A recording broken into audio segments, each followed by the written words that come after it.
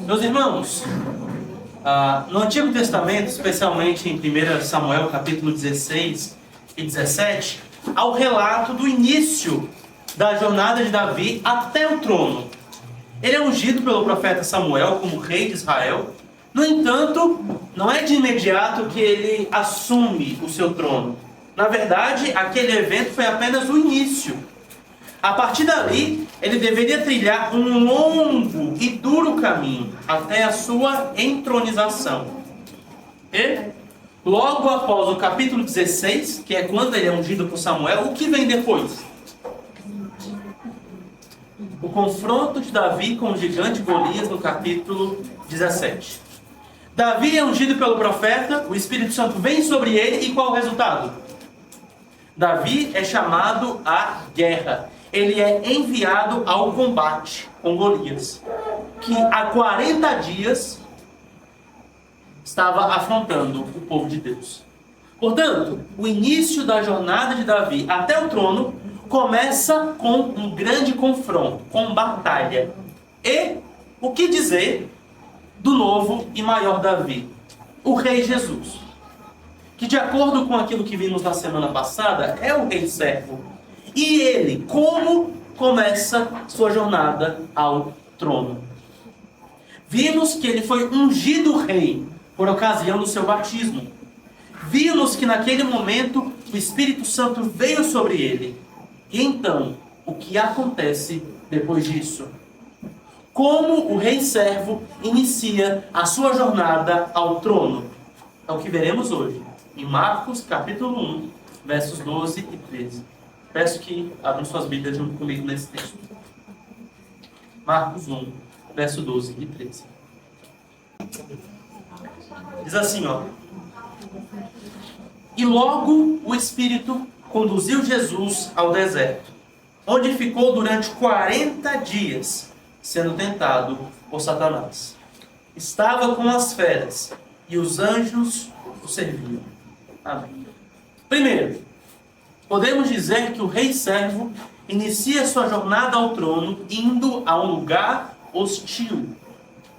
Sim, ele é o rei de Israel. Foi oficialmente declarado como tal, empossado pelo Pai e capacitado pelo Espírito, recebendo o que já era seu por direito e por natureza. No entanto, o que fazer a partir daí? Para onde o rei vai se dirigir a partir de então? Ele vai procurar um grande palácio para ali estabelecer o seu reino? Ele vai atrás de alianças políticas ou alianças militares? Vai comprar uma mansão para descansar e desfrutar do privilégio que ele tem de ser rei? Vai até Jerusalém e vai reivindicar o seu trono diante dos sacerdotes e dos anciãos do povo? Não, ele não faz nada disso. Pelo contrário, ele vai ao deserto. Na verdade, ele já estava no deserto por ocasião do seu batismo. Mas agora ele vai mais a fundo, a um lugar ainda mais abandonado. Ele adentra no mais profundo do deserto, onde não havia pessoas, nem qualquer tipo de abrigo seguro. Ele vai a uma parte do deserto completamente esquecida, abandonada e hostil. E ele iria para aquele lugar porque o Espírito Santo o estava conduzindo. O mesmo Espírito que veio sobre ele no batismo, logo após o empurra ao deserto. E é essa ideia mesmo. Enquanto Mateus e Lucas escolhem uma palavra mais branda para descrever o guiar do Espírito, Marcos escolhe uma palavra bem grosseira, sem delicadeza. Até parece que um certo pescador é a testemunha por trás desse relato. E essa palavra que Marcos utiliza aqui significa impelir, lançar, empurrar. O Espírito empurra Jesus com força para o deserto, dando a ele uma profunda convicção, uma forte consciência de que ali era o próximo estágio de sua missão. Marcos escolheu uma palavra bem grosseira, sem delicadeza, que provavelmente quem escolhe, ou quem é a testemunha por trás desse relato é Pedro, pescador mesmo, né? E essa palavra que Marcos utiliza, impelir, lançar, empurrar, é essa ideia. O Espírito com força empurrando, pressionando Jesus para o deserto, dando a ele uma forte consciência, uma forte convicção de que era ali o próximo estágio da sua missão. E esse lançar do Espírito, o Espírito lançando Jesus ao deserto, é consequência do seu batismo. Ali no batismo, ele havia agido como rei servo. Ele havia se submetido ao batismo de João. Ele obedeceu ao Pai, ele dependeu do Espírito. Mas sua disposição de servo não terminaria por ali. Ele deveria continuar até o ponto de depender do Espírito também, indo mais fundo no deserto e abraçando voluntariamente o sofrimento e a humilhação por causa do seu povo.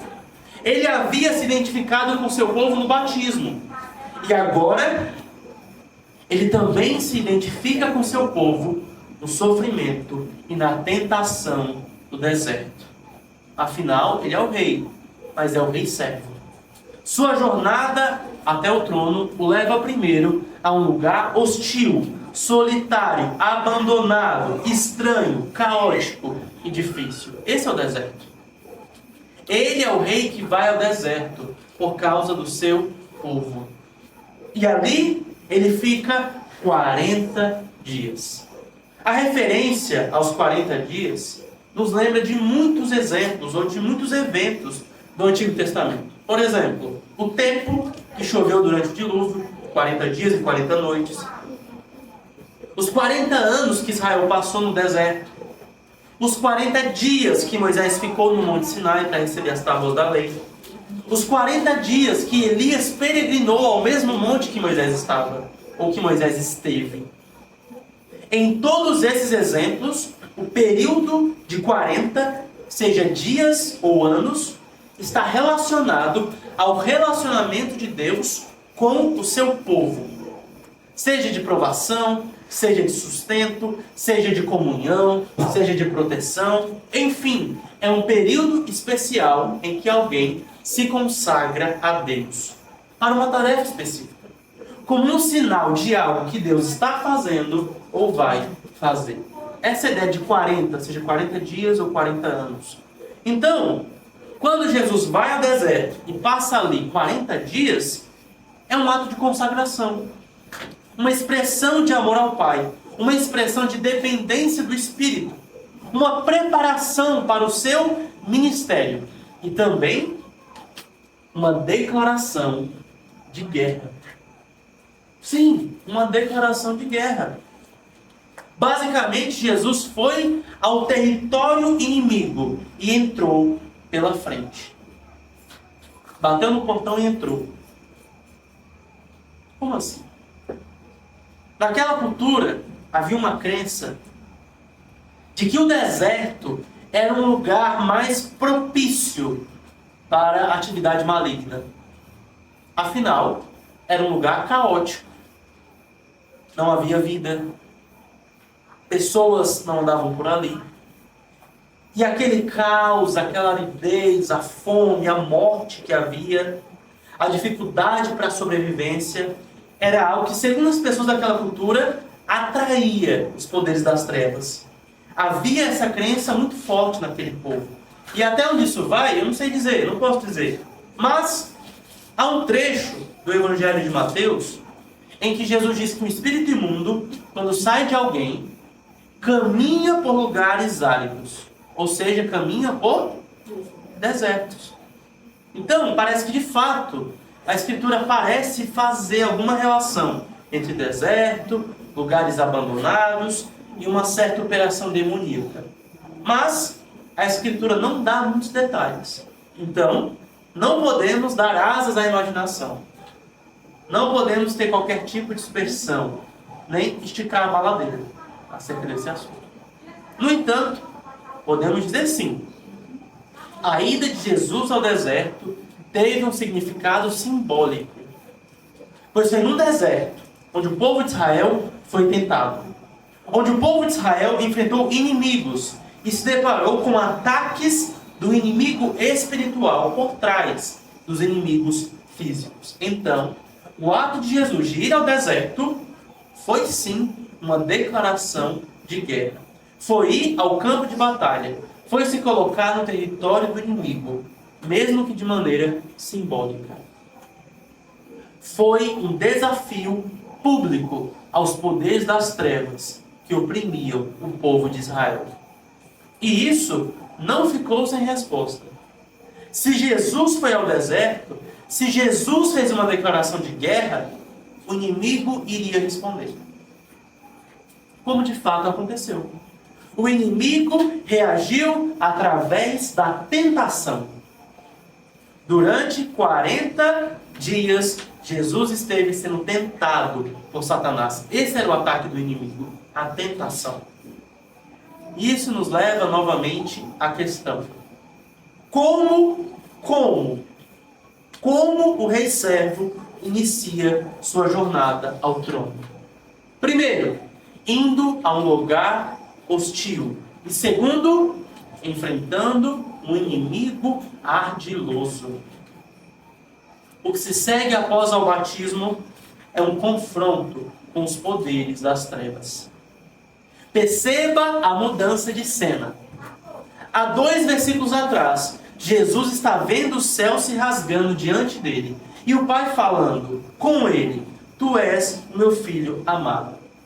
E depois dessa experiência de amor com o Pai, agora ele se encontra cercado por Satanás. Olha como a cena mudou. Porque sim, Jesus é o Filho amado. Mas isso não é uma desculpa para ele buscar o seu próprio conforto. Não, ele vai para a guerra. Ele estava disposto a entrar na cova do leão por causa do seu povo. Estava disposto a entrar no ninho da cobra e de ouvir de perto o barulho da cascavel, que matou nossos primeiros pais e queria fazer mais uma vítima. Mas esse novo Adão, ele é diferente. Ele não vai sucumbir diante do veneno da víbora. Ele é o Filho de Deus e demonstra que é o Filho de Deus no meio da tentação. Justamente porque ele é o Filho de Deus, ele não poderia pecar. Pecar é algo impossível para ele. Afinal, ele é o Deus homem. Ser santo é algo inerente a quem ele é. Ele é santo por natureza.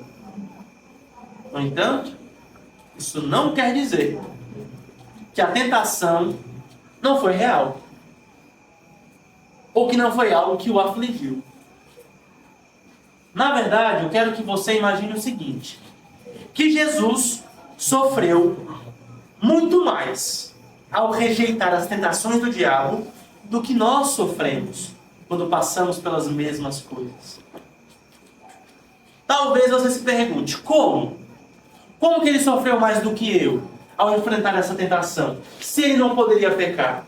Se era impossível que Jesus pecasse, como é que ele de fato foi tentado? E como de fato ele enfrentou a tentação?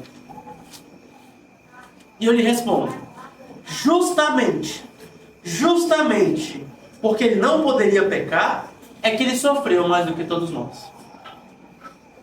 Deixa eu me explicar. Imagine que passar pela tentação é como treinar em uma máquina de academia. Eu sou iniciante ainda, então eu consigo pegar no máximo uns 40 quilos. Eu não consigo pegar todo o peso da máquina. Mas pense num maromba, um cabo que vive só para isso. Daqueles que o braço nem encosta mais no sovaco. Ele consegue zerar a máquina. Ele consegue pegar todo o peso disponível. Ele consegue pegar os 90 quilos.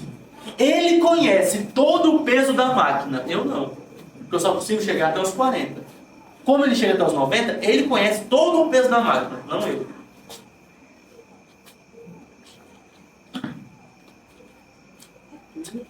Era pra mim? Só um, tá bom.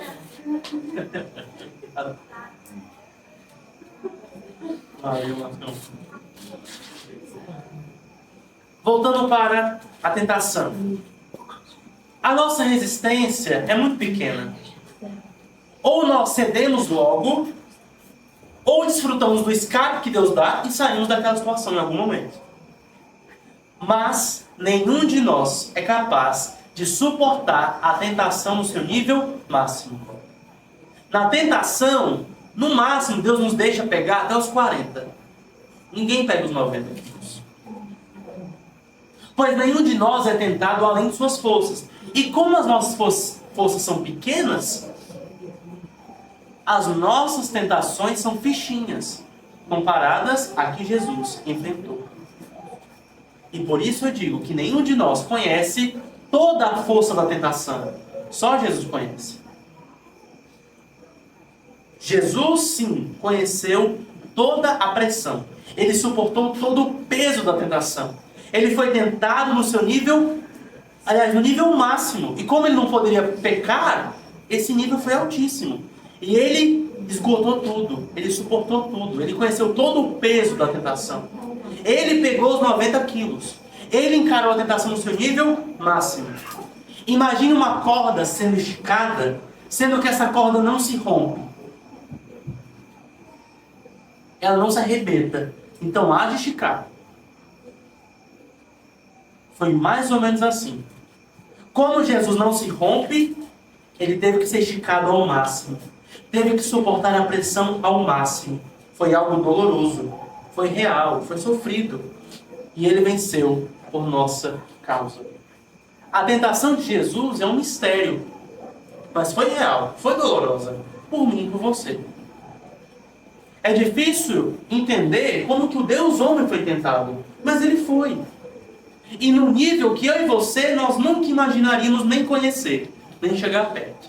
Foi real. Foi algo doloroso. E foi por mim. E foi por você. Ele foi tentado em nosso favor. Ele recapitulou a história de Adão em sua vida. Ele recapitulou a história de Israel em sua vida. Ele recapitulou a nossa história em sua vida. O que inclui a tentação. Ele agiu como nosso representante. Ele fez o que nós não fizemos. Ele venceu onde todos nós fomos derrotados. Ele chegou na toca do leão e viu ali muitos esqueletos de homens e mulheres que foram derrotados. Mas ele foi o único que entrou na toca do leão e saiu vivo. Não pecou. Todos nós sucumbimos ao pecado, mas ele foi o único e como um de nós que venceu a tentação, que venceu o tentador e que venceu as sugestões do tentador. Por isso ele pôde morrer na cruz pelos nossos pecados, porque ele não teve nenhum pecado. Ele venceu o diabo na tentação, como nosso representante. E por isso podemos ser aceitos por Deus. Porque o nosso representante perfeito foi tentado e não pecou. Jesus só pôde morrer na cruz porque ele foi ao deserto. Foi tentado e saiu vitorioso. Agora, podemos entender o porquê. Que o pai amoroso que versos atrás disse: tu és meu filho amado. Por que esse pai amoroso coloca o seu filho no campo de guerra, na frente de batalha? Através do guia impetuoso do Espírito. O Espírito Santo empurra Jesus para o deserto. O pai, através do Espírito, coloca o seu filho no campo minado. Mas agora nós podemos entender o porquê. O Filho de Deus mostra que é o Filho de Deus indo à guerra. Porque ele é o rei servo. Ele veio para servir o seu povo. O povo que estava cativo nas garras desse inimigo. Ele veio dar a sua vida em resgate por muitos. E isso começa na decisão que ele tomou de agir como nosso representante, encarando o nosso inimigo frente a frente, testa a testa. E com a sua santidade, ele fechou a boca do leão, arrancou o chocalho da cascavel e triunfou sobre o nosso inimigo. E imagine o seguinte. Pense comigo. Se o Pai enviou o Filho amado para o campo de batalha, você acha que Ele não vai fazer o mesmo conosco? Se o Pai enviou Jesus, através do Espírito Santo, para a frente de batalha, você acha que Ele não vai fazer o mesmo com a igreja de Jesus? Ele vai fazer a mesma coisa conosco. O Pai mostra que somos filhos dele, nos enchendo com o Espírito e nos levando à batalha. Se estamos unidos ao Filho, então lutaremos com o mesmo inimigo que ele lutou. Mas com uma diferença. Sim, uma diferença. Lutamos com o inimigo já vencido. Fechamos a boca de um leão que já está amarrado. E já está preso na corda. Trocamos tiro com o inimigo que já foi baleado, já está sangrando. Estamos trocando soco com um boxeador que já foi nocauteado. Entramos numa guerra vencida. Jesus venceu. E a nossa batalha agora é só participar da vitória dele. Sabe, aquele general que vence batalhas e batalhas e batalhas, já está tudo conquistado, mas ele deixa os seus soldados entrar para trocar uns tirozinhos, só para eles também participarem, só para eles terem um gostinho também da batalha? É mais ou menos isso. É mais ou menos isso. Então, entrar nesse campo de batalha é um privilégio.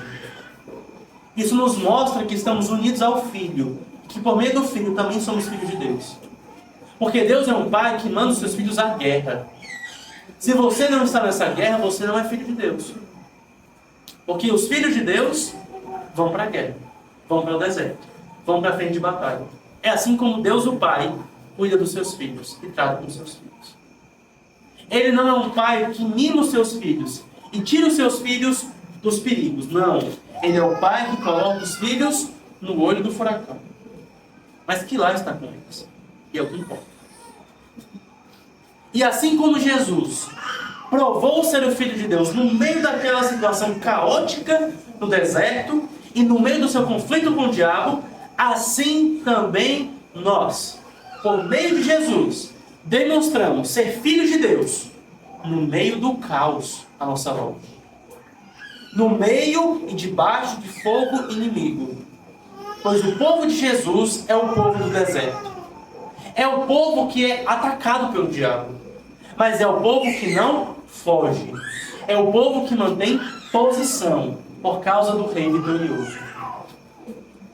É o povo que resiste ao diabo até que ele fuja de nós. Afinal, foi o Espírito Santo que enviou, que empurrou Jesus para o deserto. O Espírito Santo não é de covardia. Esse Espírito que esteve sobre Jesus e que está sobre a igreja não é de covardia, mas é de coragem, é de ousadia. Se ele enviou Jesus à guerra, ele vai fazer a mesma coisa conosco. Se esse mesmo Espírito habita em nós, então seremos um povo aguerrido, corajoso, ousado, ativo, sem medo, sem vergonha, sem preguiça de invadir os territórios do inimigo. Nós seremos um povo pronto para a batalha. Não um povo murcho, capenga, xoxo. Não, mas um povo decidido, ativo, aguerrido e que toma posição. Em Cristo, aquele que venceu, Cristo, o vitorioso, nele somos fortes. E temos tudo o que precisamos para resistir ao maligno enquanto avançamos com a pregação do Evangelho. E não se engane, essa realidade de confronto, de batalha espiritual, faz parte da vida cristã e costuma se intensificar depois. Escute bem. Nós começamos a provar batalhas espirituais mais intensas depois que temos boas e profundas experiências com Deus. Você teve uma grande experiência com Deus, espere, a batalha vai vir. É sério. A exemplo do que nós vemos na vida de Jesus. Pensa comigo. Jesus vê o céu se abrindo e o Pai declarando seu amor para ele. Logo depois o que vem? A tentação. Confronto com o maligno no deserto. De Marcos, nós temos o relato da transfiguração. Jesus sobe ao monte. Ele se encontra com Moisés e Elias. Ele é glorificado diante dos discípulos. E novamente a voz do Pai o declara como Filho de Deus. Uma experiência maravilhosa. E o que vem depois? Logo depois, Jesus desce do monte, se depara com uma multidão incrédula, diante de discípulos também incrédulos, tentando expulsar um demônio e não conseguem. E Jesus precisa intervir. Novamente, um confronto com os poderes das trevas. O batismo é seguido pelo deserto. A transfiguração é seguida pela expulsão do demônio ao pé da montanha. Essas duas experiências maravilhosas que Jesus teve com o Pai foram seguidas por episódios de confronto com o mal. Pois, neste mundo e nesta era, o Filho de Deus veio para servir. E parte do serviço era lutar contra o mal, em favor do seu povo. Ele não poderia ficar preso ao batismo. Ele não poderia ficar preso à transfiguração. Ele tinha que avançar até o seu trono. E parte desse avanço envolvia uma luta intensa contra os seus inimigos. Assim também é conosco que seguimos a Jesus. Eu realmente peço que você preste atenção nessas palavras. Assim também é conosco que seguimos a Jesus. Afinal, não estamos aqui, assim como Jesus, não estamos aqui em benefício próprio. Não estamos aqui para o nosso conforto, para o que é melhor para nós. Estamos aqui com o objetivo de servir-nos uns aos outros e de alcançar aqueles que ainda estão cativos nas garras de Satanás. É para isso que estamos aqui. Não vivemos neste mundo para o nosso próprio benefício, mas para o benefício dos outros. Não estamos aqui para sermos servidos, mas para servir. Então, da mesma forma que Jesus, estamos aqui para servir. E parte do que é servir é se colocar na linha de frente de uma guerra. É suportar ataques dos poderes das trevas e continuar avançando, mesmo em meio à oposição, mesmo em meio aos obstáculos e desafios que surgirem. Nós não podemos murmurar, reclamar ou pedir pinico. Se assim foi com o nosso Senhor, assim vai ser conosco. Você quer seguir Jesus, você vai entrar numa guerra, de verdade. E nesse meio tempo, Deus vai nos dar experiências maravilhosas. Nós vamos desfrutar de experiências maravilhosas com a presença de Deus. Desfrutaremos de certas experiências com Deus que poderíamos dizer que o céu se abriu. Que sentimos como se os limites que separam o céu e a terra desapareceram. Poderemos dizer que sentimos as alegrias do mundo vindouro. Mas, então, depois disso, o Senhor nos leva ao deserto. E depois dessa experiência gloriosa com o Senhor, Ele nos envia ao pé da montanha. Porque ainda não chegamos na glória. O trabalho não terminou. O que Ele nos der aqui são aperitivos da glória vindoura. Aperitivos do reino dos céus que vai vir em plenitude. Embora nós tenhamos experiências celestiais e temos, não estamos ainda no céu. Ainda estamos no mundo caótico. Ainda estamos nesse mundo que é um deserto. E o nosso papel aqui é o quê? É trabalhar para o reino de Deus. É servir àqueles que estão nesse deserto. Enquanto nos deparamos com os ataques dos poderes das trevas, e temos que suportar, sem deixar de avançar.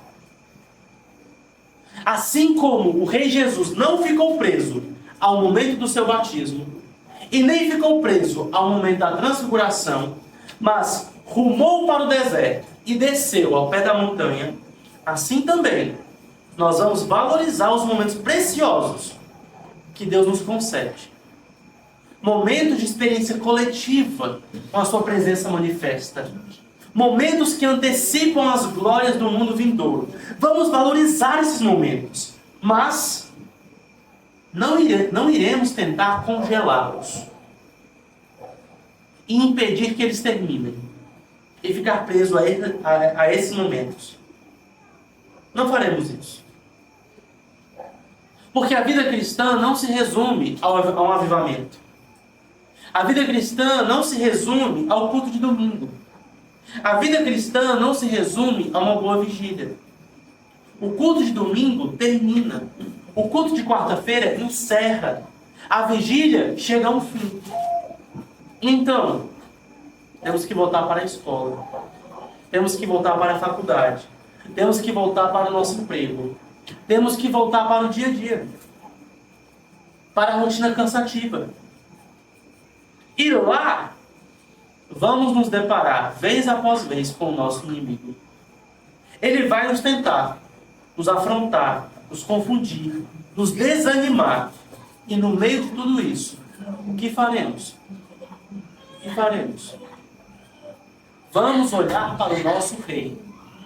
Vamos contemplá-lo sozinho no deserto, cansado, com fome, com sede, gemendo, enquanto permanece firme, seguro no amor do Pai e empoderado pelo Espírito Santo. E então, nele e por causa dele, continuaremos a lutar.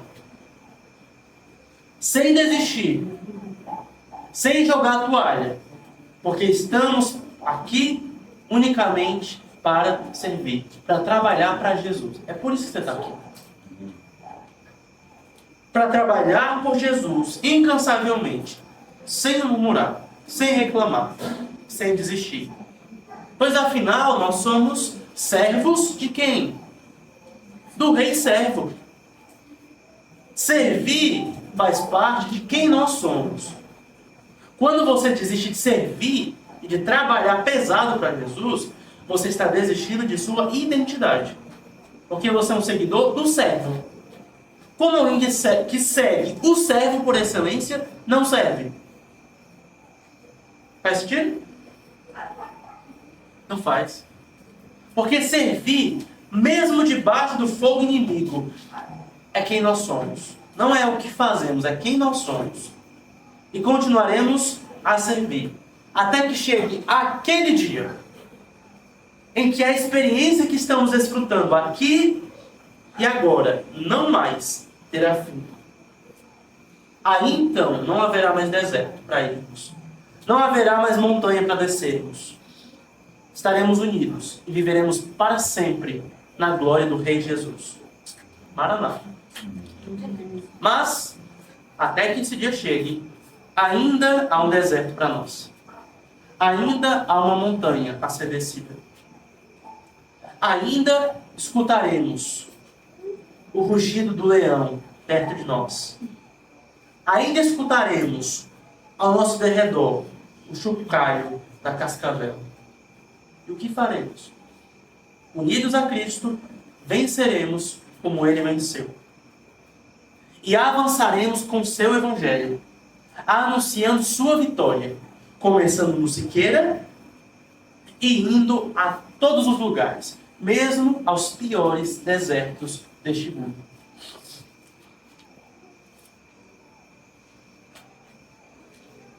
E se Jesus, na sua jornada ao trono, primeiro, vai a um lugar hostil, segundo, enfrenta o inimigo ardiloso, então, terceiro, ele tem uma companhia inusitada. Sendo tentado por Satanás, estava com as feras. O texto diz que ali no deserto, Jesus estava cercado por feras, por animais selvagens. Essa era a sua companhia. Jesus se deparou com perigos, como Daniel. Ele ficou literalmente cercado por leões. Ouviu bem de perto o uivo dos lobos e sentiu o cheiro das raposas selvagens. Animais hostis ao ser humano. Hostis após a queda. A partir dali, a partir da queda, esses animais são um perigo para o ser humano e também vem o ser humano como um perigo para eles. Apesar disso, Jesus ficou ali, no meio das feras. E elas não fizeram nada com ele. Porque, sendo o novo Adão, ele desfez o que o primeiro Adão fez. Ele governa a criação. E mesmo os animais selvagens recuam diante de sua autoridade. Se, porque o primeiro Adão pecou, os animais se tornaram hostis ao ser humano, o segundo Adão não peca. Então os animais devem submissão e obediência a ele. Embora isso não mude o fato de que aquela companhia era inusitada, no mínimo. Aqueles animais não eram fofos. Eles não eram pets. Eles representavam o caos do deserto. Eles representavam o perigo do deserto. Mas Jesus voluntariamente se colocou no meio daquelas feras. E com esse rei, nós podemos nos identificar. E com esse rei, os primeiros leitores puderam se identificar. Afinal, lembre-se que os primeiros que leram o Evangelho de Marcos provavelmente eram crentes da cidade de Roma, dos quais alguns eram levados para onde? Para o Coliseu, para serem devorados por leões. Eles podiam ler isso e ver Jesus como aquele que se colocou na mesma situação deles, no meio das feras. Mas as feras não puderam tocá-lo. E isso não foi porque ele evitou o sofrimento, mas porque o momento em que ele seria devorado e morto ainda estava por vir. E quando esse momento chegasse, não seria um animal que iria estraçalhá-lo ou que iria despedaçá-lo, mas seres humanos que iriam machucá-lo da pior forma possível, muito mais do que uma fera poderia fazer. Porque ele é um rei sofredor. E se ele não foi machucado por animais, é porque isso também foi um sinal de que o seu reino viria e estava chegando.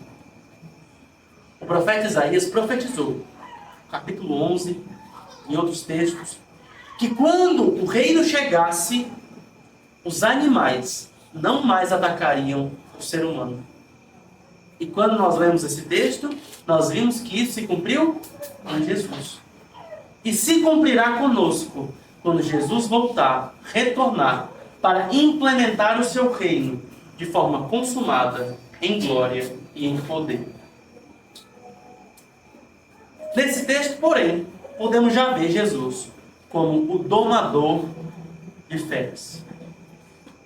Jesus é aquele que manda um lobo sentar e ele senta. Ele fecha a boca dos leões. Ele aquieta as raposas do deserto. Faz um cafuné nelas. Porque ele é um humilde servo, mas ele não deixa de ser um rei poderoso. E o fato de estar com animais selvagens também não foi tudo. Essa não foi a única companhia dele. Ele ainda esteve com os anjos.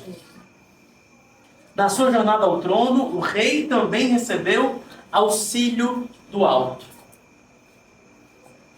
O texto diz: estava com as feras e os anjos o serviam. Os anjos o serviam. Marcos, ao contrário de Mateus e Lucas, não nos dá muitos detalhes do que aconteceu no deserto. Mas por esses outros relatos que temos na Bíblia, de Mateus e de Lucas, nós sabemos que Jesus estava no deserto fazendo o quê? Jejuando. E em algum momento os anjos desceram do céu para servir alimento para ele. trazer água talvez, uma roupa nova, enfim, cuidaram dele. Os anjos tiveram o privilégio de servir o rei, enquanto ele vencia o inimigo do povo de Deus. Como foi uma bela cena para os anjos assistirem e também participarem. Participaram cuidando do rei, que estava com fome e cansado. E aqui também nós vemos o amor do Pai.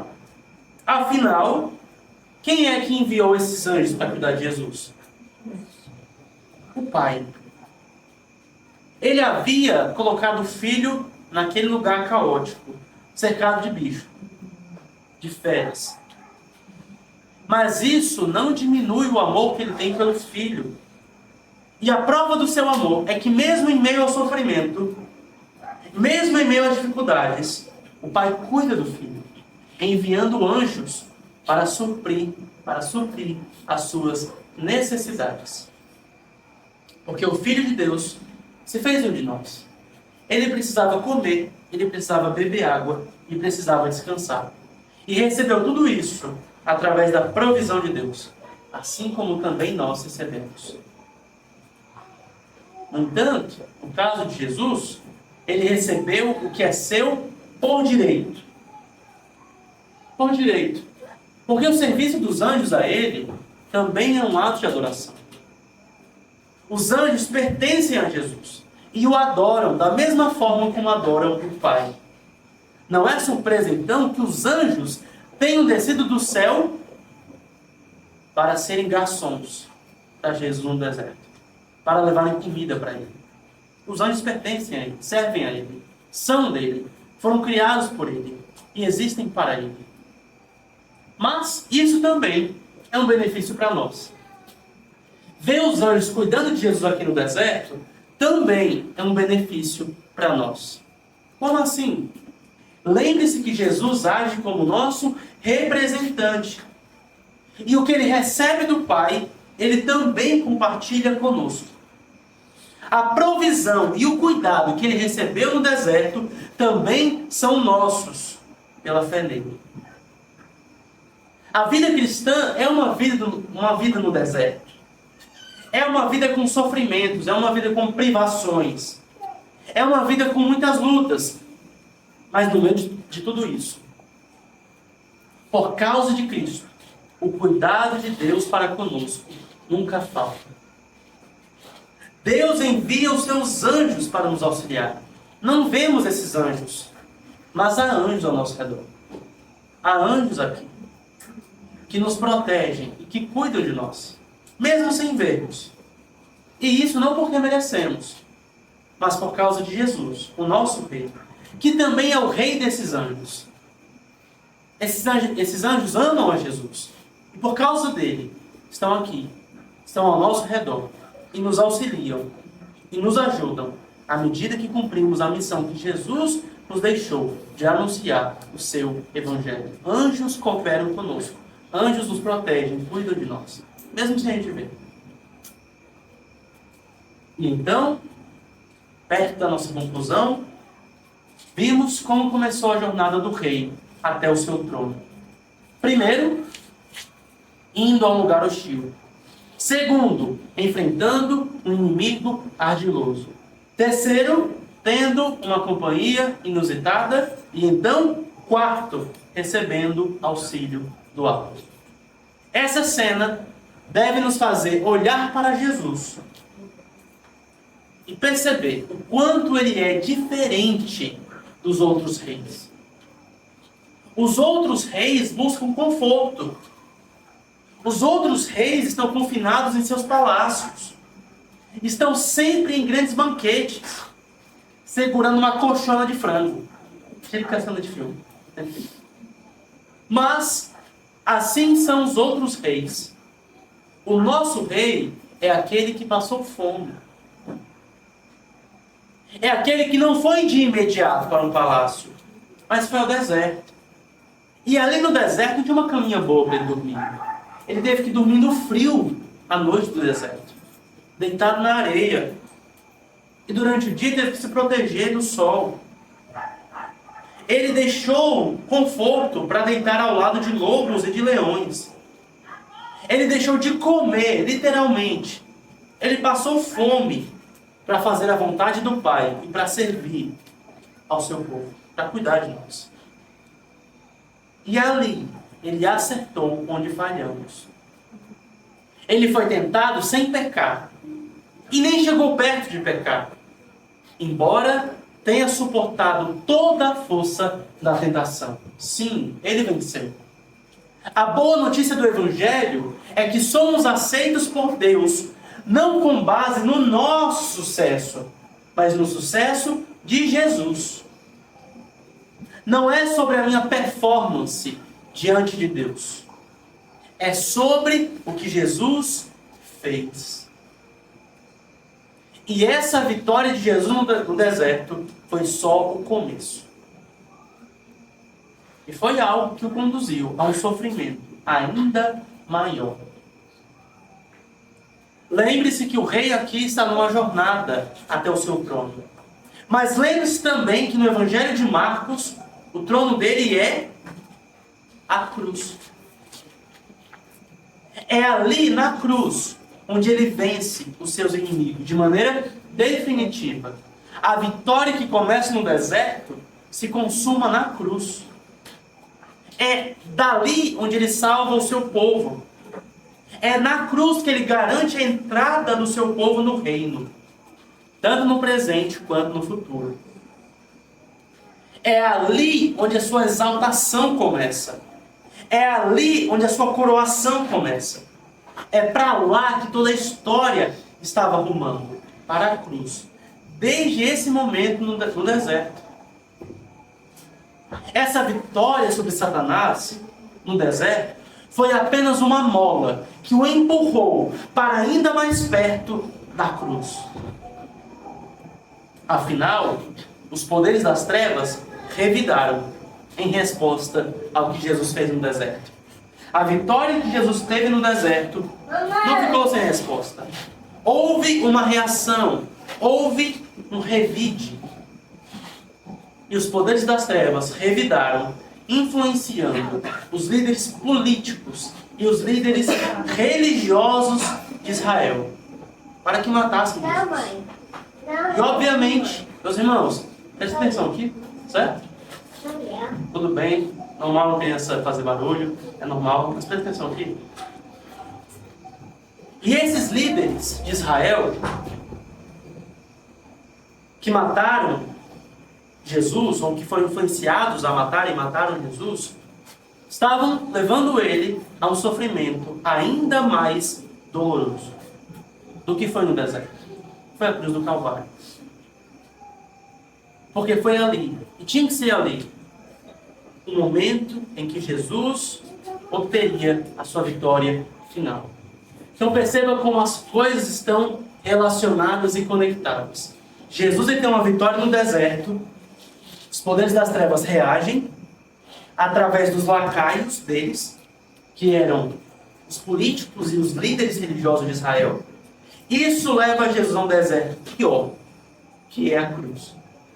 Mas é ali também onde ele empreende e onde ele conquista a sua vitória final. Porque o rei servo é o rei da cruz. Sua ida ao deserto foi apenas um passo para o objetivo final que ele tinha. O episódio da tentação o encaminhou à cruz. O deserto o levou ao Calvário.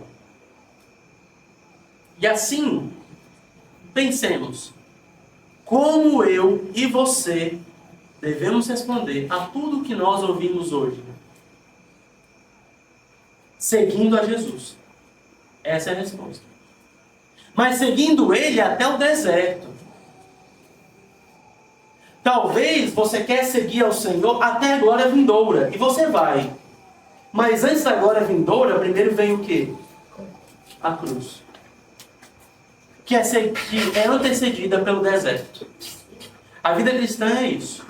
A vida cristã é deserto. A vida cristã é Calvário. E nós seguimos Jesus até aí.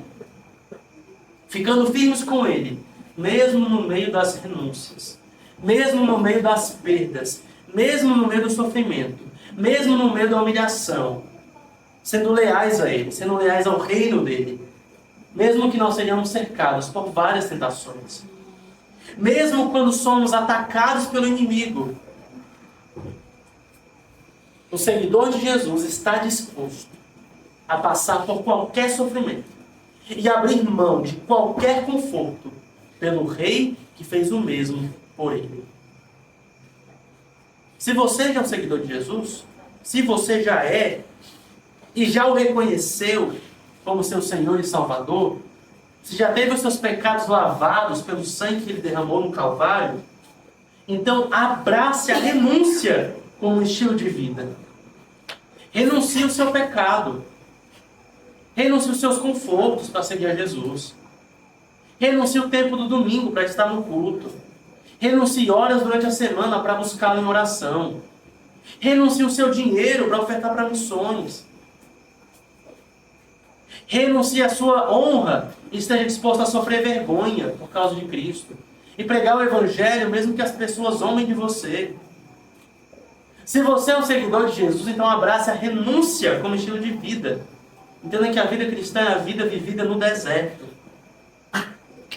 E se você já abraçou esse estilo de vida, porque é um seguidor de Cristo, eu também quero lhe contar uma coisa. Existe uma forma de você praticar a renúncia como uma disciplina. Como um exercício que nos ajuda em nosso crescimento espiritual. Estou falando de quê? De que modo o cristão pode praticar a renúncia como uma disciplina espiritual? Jejum. No jejum, nós abrimos mão de comida. Mas não só da comida. A comida é o principal. Mas junto com a comida, nós abrimos mão de confortos em geral. Quando estamos jejuando, não passamos o tempo dormindo.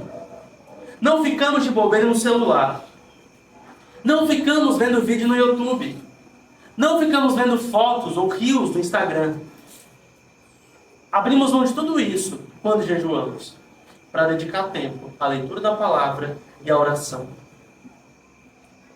No jejum, nós abrimos mão de confortos, principalmente do alimento.